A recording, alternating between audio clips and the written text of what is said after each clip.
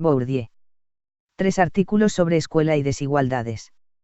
Escuela como fuerza conservadora. Ideología jacobina. Racismo de la inteligencia. Primer artículo. La escuela como fuerza conservadora, desigualdades escolares y culturales. 1966. Segundo artículo. La ideología jacobina.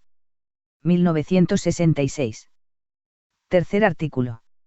El racismo de la inteligencia. Intervención en el coloquio del MRAP, en mayo de 1978. Primer artículo. La escuela como fuerza conservadora, desigualdades escolares y culturales. 1966.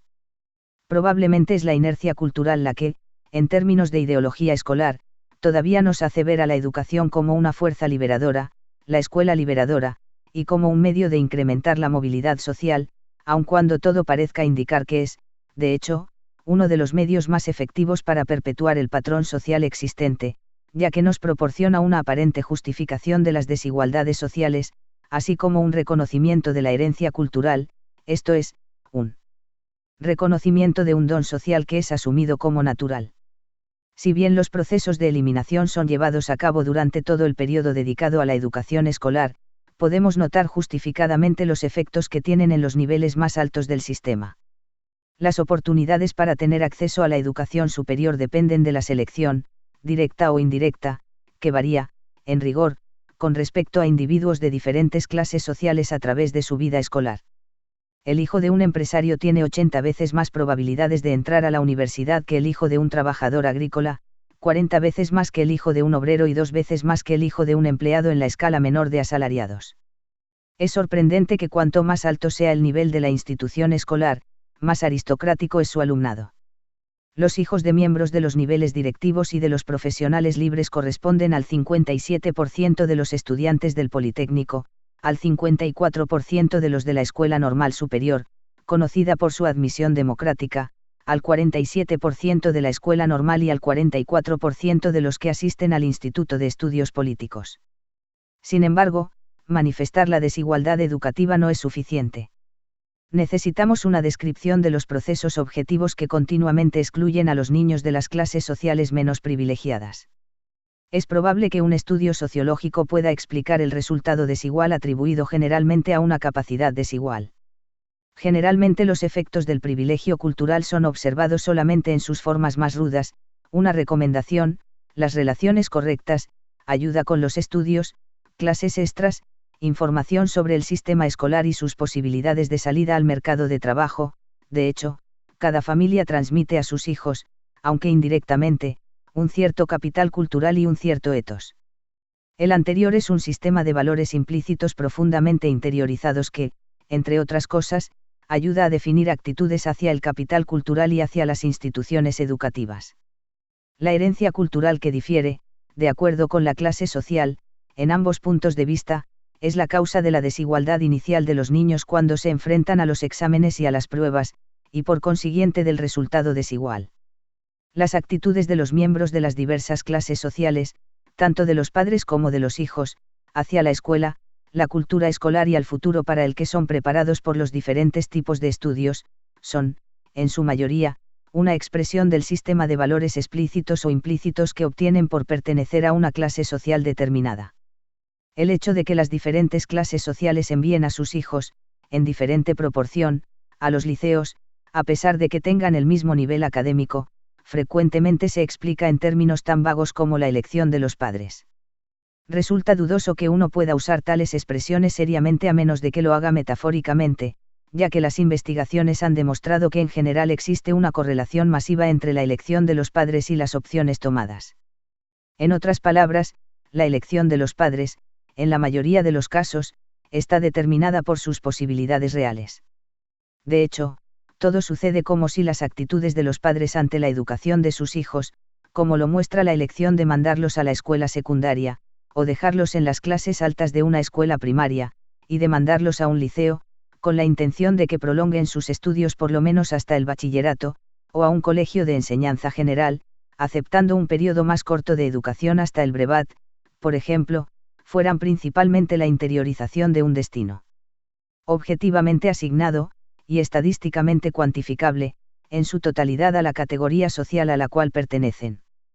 Se les recuerda constantemente su destino, por medio de una percepción intuitiva directa o indirecta de las estadísticas de fracasos o éxitos parciales de niños de la misma clase, y también menos directamente por la evaluación del maestro de primaria quien, en su papel de consejero, consciente o inconscientemente toma en cuenta el origen social de sus alumnos, y así compensa involuntariamente la naturaleza suprateórica con un proyecto basado puramente en el desempeño. Si los miembros de la clase media-baja y de la clase trabajadora perciben la realidad como si fuera equivalente a sus deseos es porque, en esta área como en otras, las aspiraciones y exigencias son definidas tanto en la forma como en el contenido por condiciones objetivas que excluyen la posibilidad de aspirar a lo inalcanzable. Por ejemplo, cuando dicen que los estudios clásicos de un liceo no son para ellos, no solo se refieren a no poder pagarlo. La fórmula, que es una expresión de la necesidad interiorizada, está, podemos decir, en el indicativo imperativo, ya que expresa al mismo tiempo una imposibilidad y un tabú.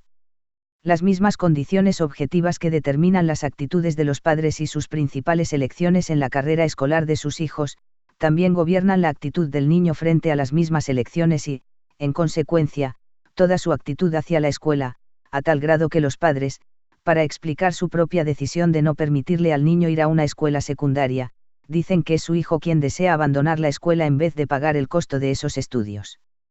Pero a un nivel más profundo, el deseo razonable de continuar la educación no se materializará en tanto las verdaderas oportunidades de éxito sigan siendo tan escasas.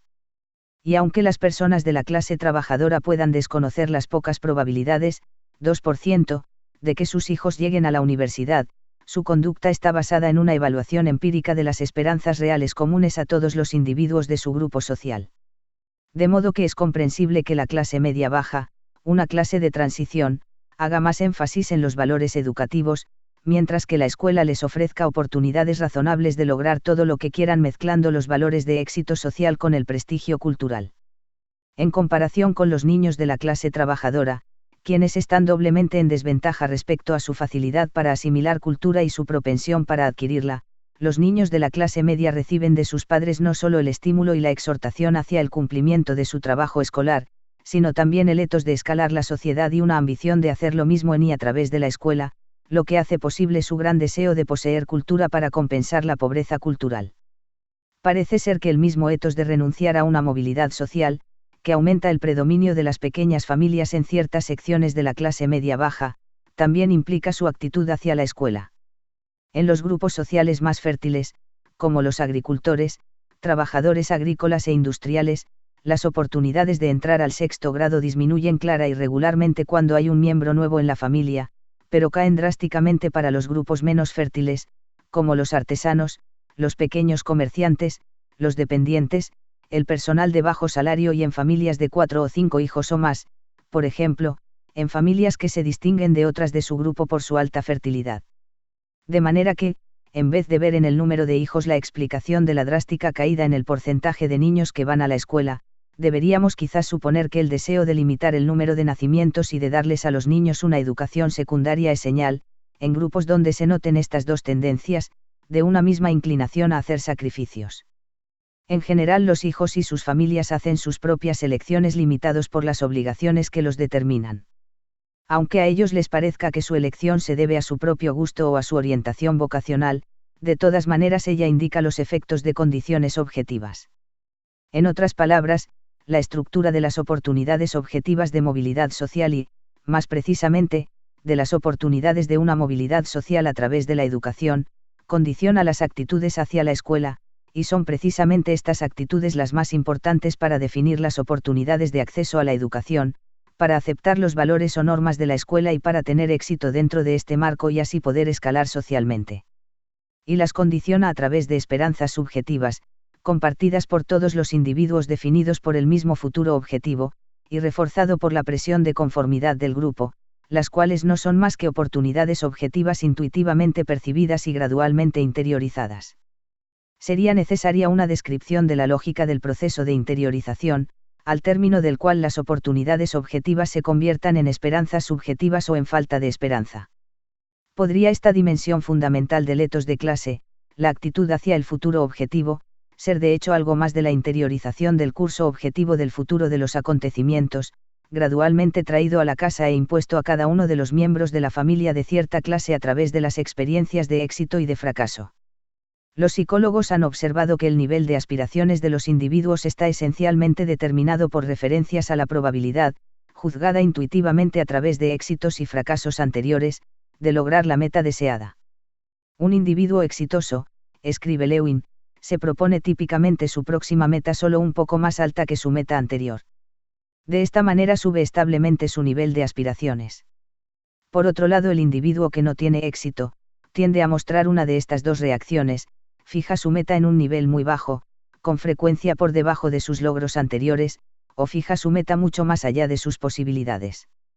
Claramente ocurre tal proceso circular: si los niveles de un grupo son bajos, el individuo disminuirá su esfuerzo y fijará sus metas muy por debajo de aquellas que podría alcanzar. Por otro lado, se fijará metas altas si sube el nivel promedio del grupo. Si aceptamos también que tanto los ideales como la acción de un individuo dependen del grupo al que pertenece y de las metas y expectativas de aquel grupo, puede verse que la influencia de grupos semejantes, que siempre es relativamente homogénea desde el punto de vista del origen social, como, por ejemplo, el número de niños que van a colegios de enseñanza general, colegios de enseñanza técnica y liceos, y dentro de estos, su ampliación a través de varios tipos de educación ofrecidos por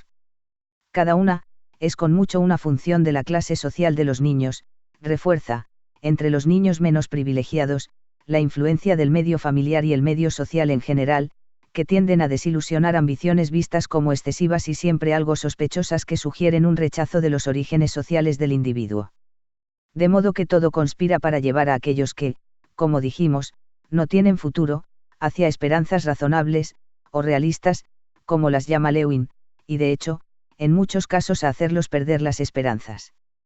El capital cultural y el etos, al cobrar forma, se combinan para determinar la conducta escolar y la actitud hacia la escuela que componen el principio diferencial de eliminación que opera en niños de diferentes clases sociales.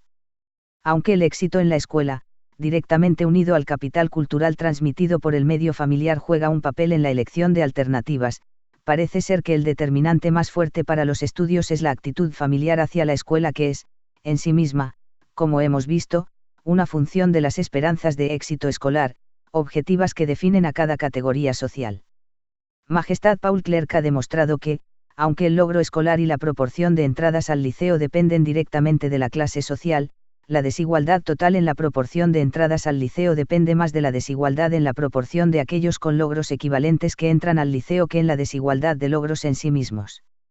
Eso significa de hecho que los impedimentos son acumulativos, a medida que los niños de las clases media y baja, que en general logran una proporción de éxito más baja, deben tener más éxito para que su familia y sus maestros decidan animarlos a continuar estudiando.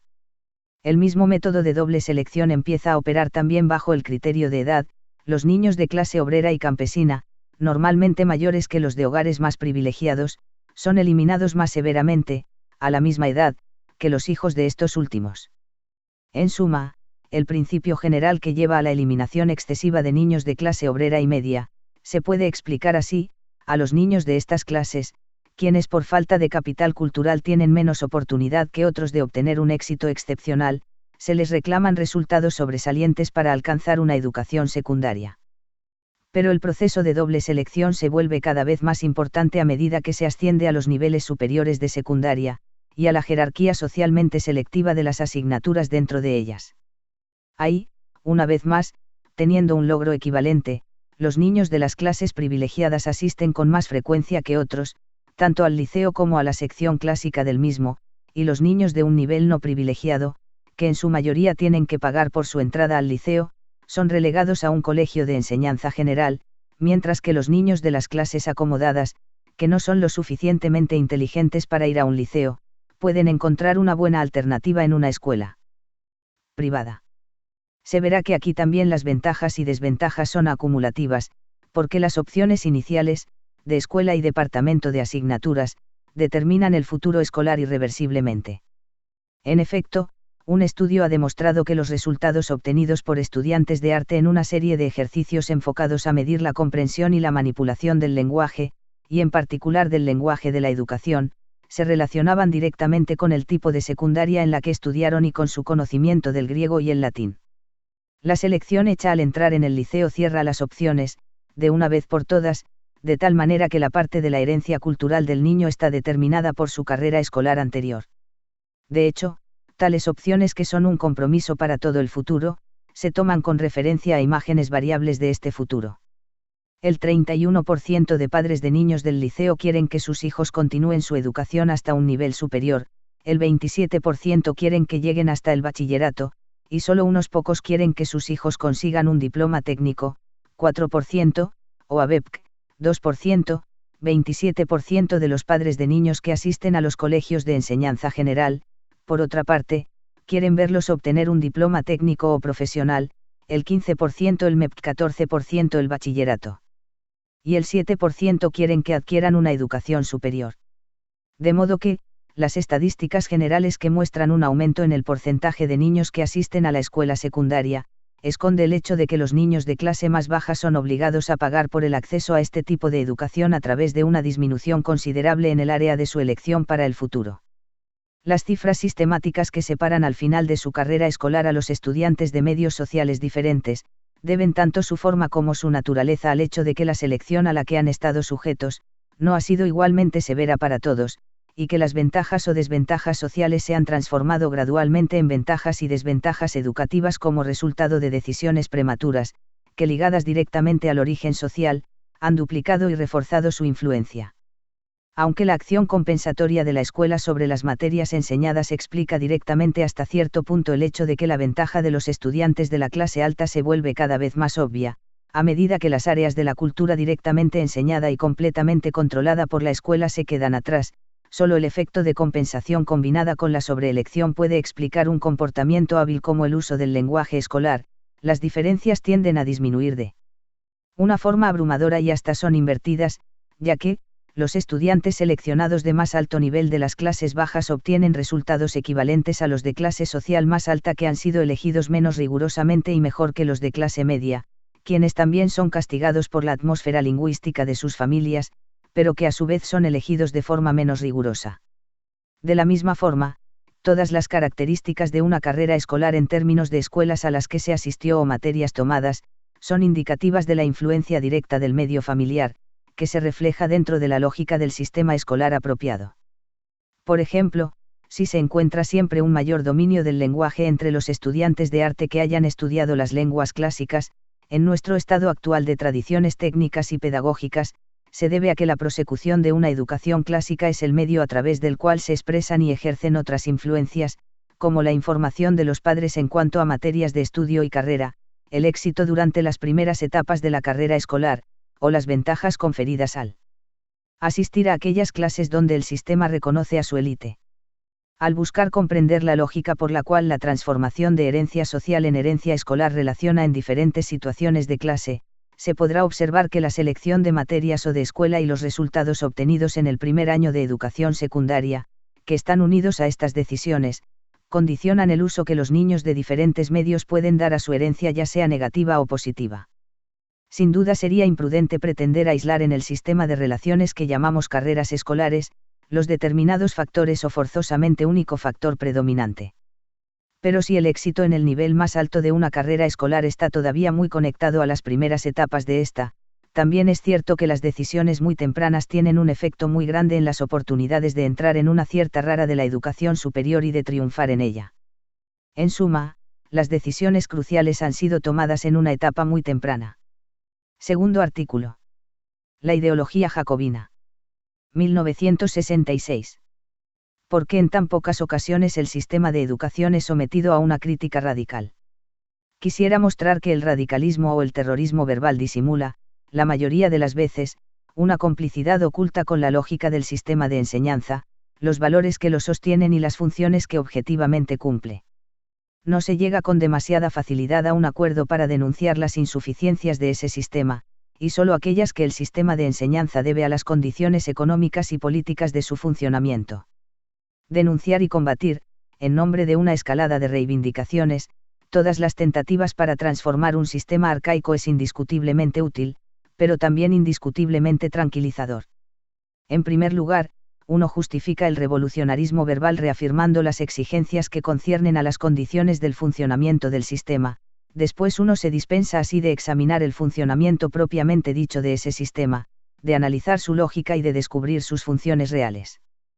Por esta razón, tengo la convicción de que la ideología jacobina sobre la cual descansa la crítica tradicional del sistema de enseñanza, y también, es necesario decirlo, ciertas críticas tradicionales de las reformas gubernamentales de ese sistema, justifican el sistema bajo la apariencia de discutirlo, al mismo tiempo que justifican en su conservadurismo pedagógico a muchos de los que lo invocan, incluso en el interior de la universidad. En efecto, la mayor parte de las críticas están implícitamente de acuerdo en que el sistema de enseñanza cumple las funciones que idealmente se propone cumplir, asegurar a todos oportunidades iguales para acceder a la enseñanza superior y a las ventajas sociales procuradas por la enseñanza. Por eso, son cómplices del sistema bajo la apariencia de denunciarlo. Puede objetarse que los programas y manifiestos denuncian, a cuál mejor, las desigualdades frente a la enseñanza superior. De hecho, no hay reunión de este tipo en que no se recuerde que los hijos de obreros constituyen solamente el 6% de los estudiantes, pero cuando se ha dicho esto se ha dicho todo y no se reflexiona sobre el sentido de estas cifras. Uno se dispensa de preguntarse cuál es la función real de un sistema de enseñanza que marcha de tal manera, que elimina de la escuela, a lo largo de toda la carrera escolar, a los niños de las clases populares y, en menor medida, de las clases medias. Uno se dispensa de preguntarse cuáles son las características de su funcionamiento que posibilitan ese resultado objetivo, la eliminación diferencial de los niños según su origen social. Es verdad que tal reflexión nada ñeñe de tranquilizante para quien la emprende, sobre todo cuando, estudiante o profesor, él mismo es un privilegiado del sistema. Así, la ideología jacobina llega en el momento oportuno, ya que permite discutir el sistema, acordando con él en lo esencial. En efecto, la fe en la escuela igualitaria y liberadora impide descubrir a la escuela como conservadora y en verdad injusta, aunque, y yo agregaría, porque, formalmente equitativa. Podemos encontrar una expresión perfecta del mito igualitario en la carta de un profesor de facultad que publicaba Le Monde del 28 de julio de 1964 y que concernía a los concursos. La supresión de los concursos y su reemplazo por el examen de títulos favorecerían a los alumnos mediocres originarios de la burguesía antes que a los alumnos de origen modesto. Nuestros padres, buenos conocedores de los riesgos del parentesco, de las recomendaciones o de la fortuna, han hecho la revolución para establecer los concursos que aseguran plazas solo al mérito. El concurso o el examen anónimo es, en materia de reclutamiento, la piedra de toque de la democracia. La verdadera democracia consiste en permitir que toda la gente joven se presente a todos los concursos siempre que sean aptos para ser recibidos, no en suprimir los concursos para permitir a los hijos mediocres de familias bien ubicadas deslizarse allá donde servirían de modo deficiente a la sociedad y a la nación. Este texto me parece particularmente revelador de la automistificación que encierra la ideología jacobina. En efecto, es necesario ver cómo la denuncia de un peligro imaginario, que pudo ser real en otra época, permite disimular un peligro real, el peligro mismo que se cree denunciar, que los concursos favorecen en igual medida, o incluso más, porque las apariencias de equidad están salvaguardadas, a los hijos de las clases favorecidas. En efecto, es verdad que los concursos están abiertos a todos, es verdad también que, como por azar, los muchachos tienen éxito en ellos tanto más a menudo cuanto pertenezcan a un medio más favorecido económica y culturalmente. Del mismo modo, los museos están abiertos a todos, incluso son gratuitos los domingos, y, sin embargo, la proporción de los obreros allí es escasa en extremo, casi equivalente a la proporción de los hijos de obreros inscriptos en la enseñanza superior. En otras palabras, los individuos de las clases desfavorecidas tienen la posibilidad formal de visitar los museos o de aprobar los concursos más altos, pero no la posibilidad real de hacer uso de esta posibilidad formal. Al saber científicamente que el hecho de abrir los concursos a todos no supone en nada un riesgo para los privilegios, se puede llegar a la conclusión de que la tradición jacobina se mistifica cuando pretende persuadirse de que defendiendo los concursos defiende una conquista revolucionaria. Como la defensa del concurso, todas las acciones que tienden a reforzar la igualdad formal entre los alumnos y los estudiantes, la igualdad formal de los alumnos y de los estudiantes ante el sistema de enseñanza, son irreprochables. Pero no está allí su verdad y su única función. En efecto, dejan a quienes las proponen al abrigo del reproche y los dispensan de examinar y discutir el funcionamiento mismo de un sistema que cumpliría tanto mejor su función de conservación y de legitimación de las desigualdades, cuanto más completamente realizada estuviera la igualdad formal. Es necesario, pues, plantear las verdaderas preguntas que todas esas ideologías eluden sistemáticamente. ¿Cuál es la responsabilidad de la escuela? Digo bien, de la escuela en cuanto sistema y no en cuanto a los agentes concretos que participan en su funcionamiento. ¿Cuál es la responsabilidad de la escuela, en su forma histórica francesa, en la perpetuación de las desigualdades sociales? De las desigualdades ante la escuela y de las desigualdades por la escuela. Desde que se plantea realmente la pregunta, la respuesta científica no deja ninguna duda. Los valores que la escuela vehiculiza, que exige de los enseñantes y de los enseñados, los métodos pedagógicos, o, para ciertos órdenes de enseñanza, la ausencia de método pedagógico,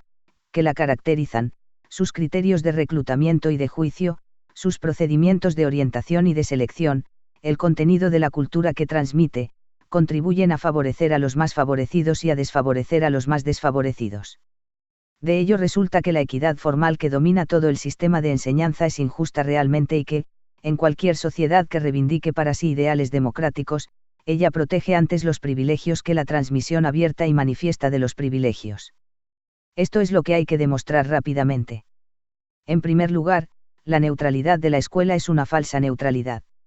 En efecto, para que allí sean favorecidos los más favorecidos y desfavorecidos los más desfavorecidos, es necesario y suficiente que la escuela ignore en el contenido de la enseñanza transmitido, en los métodos y en las técnicas de transmisión y en los criterios de juicio, las desigualdades culturales que separan a los niños de las diferentes clases sociales. Dicho de otro modo, tratando a todos los alumnos como si fuesen iguales entre sí, como iguales en derechos y en deberes, el sistema escolar está destinado a dar de hecho su sanción a las desigualdades iniciales ante la cultura. Todas las investigaciones sociológicas muestran que existe una relación estrecha entre las aptitudes que mide la escuela y el origen social. Dicho de otro modo, los niños tienen tanto más éxito en la escuela cuanto más favorecido económicamente y, sobre todo, culturalmente es el medio al cual pertenecen. Esto quiere decir que la democracia escolar supone la democracia económica y social, pero quiere decir también que la democracia escolar supone una escuela realmente democrática en sus métodos, sus valores y su espíritu. Dado que los niños reciben de su medio familiar herencias culturales por completo desiguales, las desigualdades ante la cultura se perpetuarán en la medida en que la escuela no proporcione a los desheredados los medios reales para adquirir lo que los otros han heredado. En su forma actual el sistema escolar tiende a otorgar un privilegio suplementario a los niños de los medios más favorecidos, porque los valores implícitos que supone y que vehiculiza, las tradiciones que perpetúa incluso, el contenido y la forma de la cultura que transmite y exige, tienen estilos afines con los valores y las tradiciones de la cultura de las clases favorecidas. Esto es verdad también en el nivel del contenido de la cultura. Así, por ejemplo, la enseñanza literaria supone adquirir toda una experiencia hecha de saberes y presaberes que no pueden pertenecer sino a los niños de las clases cultivadas. Del mismo modo, se podría demostrar que la desvalorización de la cultura científica y técnica es afín a los valores de las clases dominantes. Se podría demostrar también que la lengua en la cual se efectúa la transmisión del saber difiere profundamente en su vocabulario y en su sintaxis de la lengua que utilizan día a día los niños de clases medias y populares. Se podría mostrar, en fin, que los valores implícitamente comprometidos en la enseñanza no son sino los de la clase cultivada. Tomaré un solo ejemplo, la creencia, tan extendida entre los profesores y los alumnos, en la existencia de dones naturales. La ideología del don es, en mi opinión, la piedra angular de todo ese sistema. En efecto, permite vivir y tratar como aptitudes naturales y personales, aptitudes socialmente adquiridas y, al mismo tiempo, dispensa a los docentes de dar a quienes no han recibido esas aptitudes de su medio familiar, los medios para adquirirlas. Por una paradoja bastante sorprendente, la escuela devalúa como escolares las aptitudes que han adquirido en la escuela, gracias a un esfuerzo escolar, quienes no las han heredado de su medio. De igual modo, en sus instancias más altas la escuela devalúa como primarias ciertas técnicas y métodos de transmisión que podrían compensar el hándicap de los más desfavorecidos, y a los cuales la enseñanza primaria de la Belle Époque debía su éxito en cuanto a instrumentos de promoción social. además de que permite a la élite cultivada sentirse justificada por ser lo que es. La ideología del don contribuye a recluir a los miembros de las clases populares en el destino que la sociedad les asigna, llevándolos a percibir como ineptitud natural lo que no es sino un efecto de una condición inferior. Es necesario ir hasta el final. Los valores que los docentes comprometen en su enseñanza, son perfectamente neutros en términos sociales. Como productos de un sistema destinado a transmitir una cultura aristocrática en su contenido y en su espíritu, tienden a adherir a esos valores con tanto más ardor cuanto reconocen allí más acabadamente su cultura y el símbolo de su éxito social. Y luego, también hay que volver a las estadísticas del acceso a la enseñanza superior que todo el mundo declara y sobre las cuales nadie reflexiona. Si se sabe que las facultades y las grandes écoles donde se reclutan los profesores tienen todavía hoy un reclutamiento muy aristocrático, tanto más aristocrático cuanto más alto se llega en la jerarquía escolar, se puede concluir que es igual para el cuerpo profesoral y tanto más a medida que se avanza hacia los órdenes de enseñanza más elevados. Como los profesores no comprometerían, incluso, y sobre todo, sin saberlo, en su manera de enseñar y en su modo de juzgar, los valores de su medio de origen. Sin duda sería abusivo y sumario describir con el lenguaje del complot las relaciones entre las clases superiores y los docentes. De hecho es, y quizá resulte ser lo más grave, una complicidad que se ignora y que suele disimularse a sí misma bajo profesiones de fe generosas, complicidad fundada sobre la afinidad de estilo de vida y de valores. Podemos ver así que el sistema escolar puede servir para la perpetuación de los privilegios sin que los privilegiados tengan que servirse de él. En segundo lugar, la escuela consagra las desigualdades, es decir, las sanciona y las legitima. Transforma desigualdades de hecho en desigualdades de mérito. El hijo de un cuadro superior que sucede a su padre no tiene ninguna de las apariencias del heredero. Sin embargo, debe una parte importante de su éxito a la Escuela Nacional de Administración o a la Politécnique, a las aptitudes que ha adquirido en su medio, a diferencia de los que han sido eliminados, y que la escuela trata como dones naturales cuando en realidad es una herencia social. En tercer lugar, la escuela tiene una función mistificadora. Por una parte, persuade a quienes son eliminados de que deben su destino social, muy estrechamente ligado a su destino escolar, es decir, su profesión, sus ingresos, su rango social, a su naturaleza individual, a su carencia de dones, y así contribuye a impedirles descubrir que su destino individual es un caso particular de un destino colectivo, el que pesa sobre todos los miembros de su clase y que revelan las estadísticas de acceso a la enseñanza superior. A veces, vemos que el éxito excepcional de algunos individuos que escapan al destino colectivo puede dar una apariencia de legitimidad a la selección escolar y por eso contribuir a acreditar el mito de la escuela liberadora ante aquellos mismos que han sufrido la eliminación, haciéndoles creer que el éxito no es un asunto sino de trabajo y de dones. Menos a menudo, vemos que los que la escuela ha liberado son más proclives que los demás a creer en la escuela liberadora, porque la escuela conservadora todavía puede más sobre ellos. Alienados por su liberación, deben pagar con la fe en la escuela liberadora su éxito en la escuela, que no ha podido hacer otra cosa que redoblar su fe en la escuela, responsable, al menos en parte, de su éxito. Ponen su fe en la escuela liberadora al servicio de la escuela conservadora que debe al mito de la escuela liberadora una parte de su poder de conservación. Así, el sistema escolar contribuye a legitimar las desigualdades económicas y sociales, otorgando a un orden social fundado sobre la transmisión del capital económico, y, cada vez más, del capital cultural, la apariencia de un orden fundado sobre los méritos escolares y los dones individuales. En cuanto a nosotros, sabiendo que, por una parte, en sociedades que tienden cada vez más a racionalizarse formalmente, las posiciones en la jerarquía económica y social están, en algún ámbito o sector de la actividad que fuere, cada vez más ligadas a los diplomas obtenidos, las vías paralelas, como el acceso por el rango o por concurso interno, están cada vez más cerradas, sabiendo que, por otra parte, el éxito escolar depende muy estrechamente del origen social, podemos observar, por simple deducción, que el sistema escolar tiende a perpetuar el orden social en su forma actual. Cuando se habla de escuela liberadora es necesario, pues, aclarar si se habla de la escuela tal como es o tal como debería ser.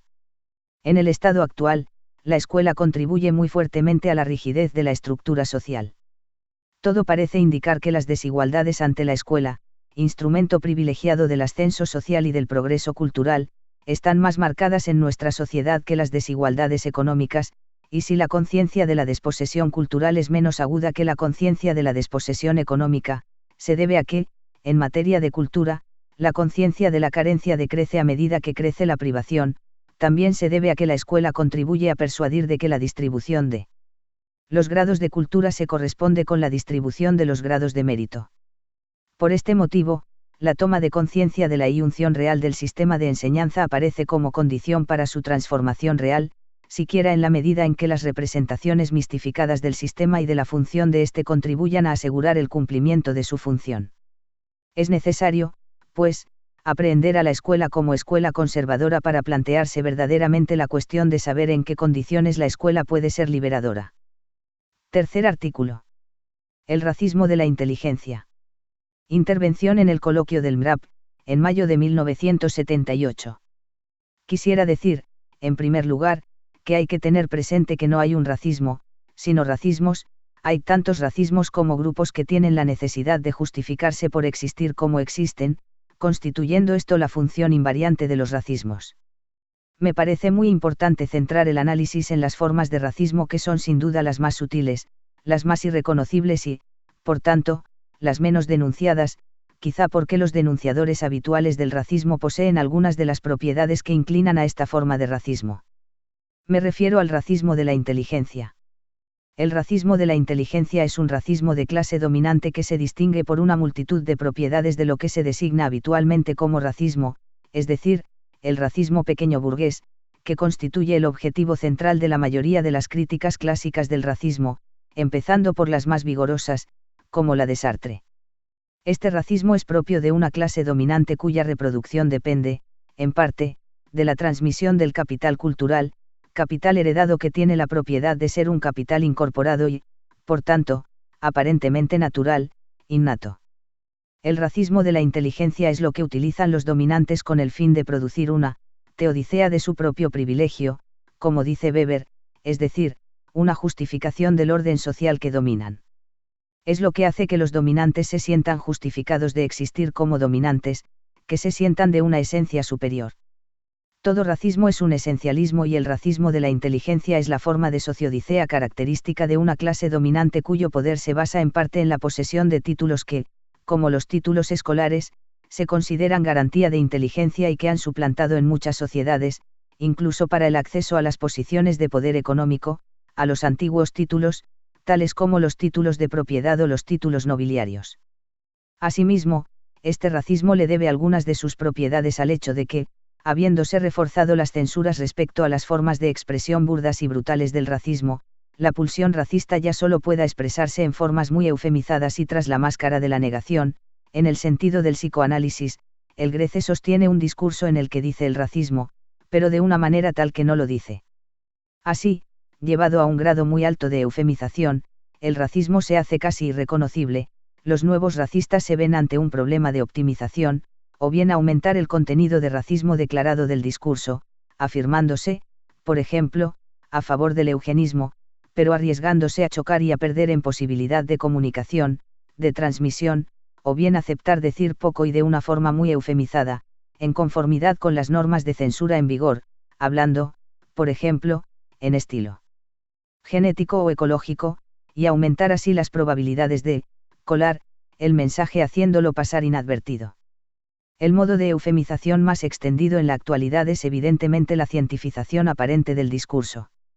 Si se recurre al discurso científico para justificar el racismo de la inteligencia no es únicamente porque la ciencia representa la forma dominante del discurso legítimo, es también y sobre todo porque un poder que se cree fundamentado en la ciencia, un poder de tipo tecnocrático, le exige naturalmente a la ciencia fundamentar el poder. Cuando la inteligencia es lo que legitima para gobernar, el gobierno se pretende fundamentado en la ciencia y en la competencia científica de los gobernantes. Basta con pensar en el papel de las ciencias en la selección escolar, donde las matemáticas se han convertido en la medida de toda inteligencia. La ciencia tiene intereses comunes con lo que se le pide justificar. Dicho esto, pienso que hay que rechazar pura y simplemente el problema, en el que se han dejado encerrar los psicólogos, de los fundamentos biológicos o sociales de la inteligencia. Y, más que intentar zanjar científicamente la cuestión, tratar de hacer la ciencia de la propia cuestión, intentar analizar las condiciones sociales de la aparición de este tipo de interrogación y del racismo de clase que introduce. En realidad, el discurso del Grece no es sino la forma límite de los discursos que sostienen desde hace años algunas asociaciones de antiguos alumnos de las escuelas de élite, declaraciones de jefes que se sienten autorizados por su inteligencia, y que dominan una sociedad basada en una discriminación a base de inteligencia, es decir, basada en lo que mide el sistema escolar con el nombre de inteligencia. La inteligencia es lo que miden los tests de inteligencia, es decir, lo que mide el sistema escolar. Esta es la primera y la última palabra de un debate que no puede zanjarse mientras se permanezca en el ámbito de la psicología, porque la propia psicología, o, al menos, los tests de inteligencia, es producto de las determinaciones sociales que constituyen el principio del racismo de la inteligencia, racismo propio de élites, vinculadas a la elección escolar, propio de una clase dominante que obtiene su legitimidad de las clasificaciones escolares. La clasificación escolar es una clasificación social eufemizada y, por tanto, naturalizada, absolutizada, una clasificación social que ya ha sufrido una censura, por tanto una alquimia, una transmutación que tiende a transformar las diferencias de clase en diferencias de inteligencia, de don, es decir, en diferencias de naturaleza. Nunca las religiones lo habían hecho tan bien. La clasificación escolar es una discriminación social legitimada y que recibe la sanción de la ciencia. Es aquí donde se encuentra la psicología con el refuerzo que le ha proporcionado desde sus orígenes al funcionamiento del sistema escolar. La aparición de tests de inteligencia como el test de Binet-Simon está vinculada a la llegada al sistema de enseñanza, con la escolarización obligatoria, de alumnos con los que el sistema escolar no sabía qué hacer porque no estaban predispuestos, dotados, es decir, dotados por su medio familiar de las predisposiciones que presupone el funcionamiento habitual del sistema escolar, un capital cultural y una buena voluntad respecto a las sanciones escolares. Estos tests que miden la predisposición social exigida por la escuela, de ahí su valor predictivo de los éxitos escolares, están bien hechos para legitimar de antemano los veredictos escolares que los legitiman. ¿Por qué esta recrudescencia en la actualidad del racismo de la inteligencia? Quizá porque numerosos docentes, intelectuales, que han sufrido de lleno las repercusiones de la crisis del sistema de enseñanza, están más inclinados a expresar o dejar expresarse en formas más brutales lo que hasta ahora no era sino un elitismo de buena sociedad, quiero decir de buenos alumnos. Pero también hay que preguntarse por qué ha aumentado también la pulsión que conduce al racismo de la inteligencia. Pienso que ello se debe, en gran medida, al hecho de que el sistema escolar se ha visto enfrentado en fechas recientes a problemas relativamente sin precedentes con la irrupción de personas desprovistas de las predisposiciones socialmente constituidas que tácitamente exige, especialmente de personas que, por su número, devalúan los títulos escolares y devalúan incluso los puestos que van a ocupar gracias a esos títulos. De ahí el sueño, ya realizado en ciertos ámbitos como la medicina, del numerus clausus. Todos los racismos se parecen. El numerus clausus es un tipo de medida proteccionista análoga al control de la inmigración, una respuesta contra la aglomeración suscitada por el fantasma del número, de la invasión por el número. Siempre estamos dispuestos a estigmatizar al estigmatizador, a denunciar el racismo elemental, vulgar, del resentimiento pequeño burgués. Pero es demasiado fácil. Debemos jugar a los cazadores cazados y preguntarnos cuál es la contribución que aportan los intelectuales al racismo de la inteligencia. Habría que estudiar el papel de los médicos en la medicalización, es decir, en la naturalización de las diferencias sociales, de los estigmas sociales, así como el papel de los psicólogos, psiquiatras y psicoanalistas en la producción de eufemismos que permiten designar a los hijos de subproletarios o de inmigrantes de una manera tal que los casos sociales se convierten en casos psicológicos, las deficiencias sociales en deficiencias mentales, etc. En otras palabras, habría que analizar todas las formas de legitimación de segundo orden que duplican la legitimación escolar como discriminación legítima, sin olvidar los discursos de aspecto científico, el discurso psicológico, así como las afirmaciones mismas que nosotros hacemos.